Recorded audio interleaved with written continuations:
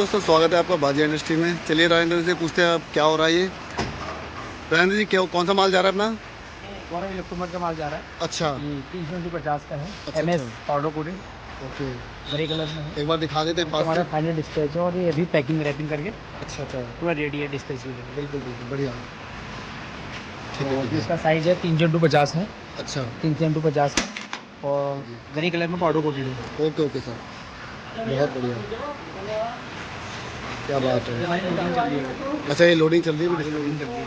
अच्छा अच्छा, okay okay sir, बहुत बढ़िया।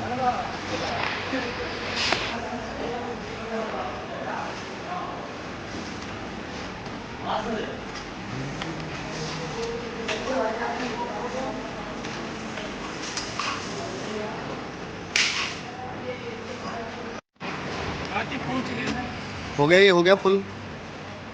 चलो, हो गया जी, हो गया।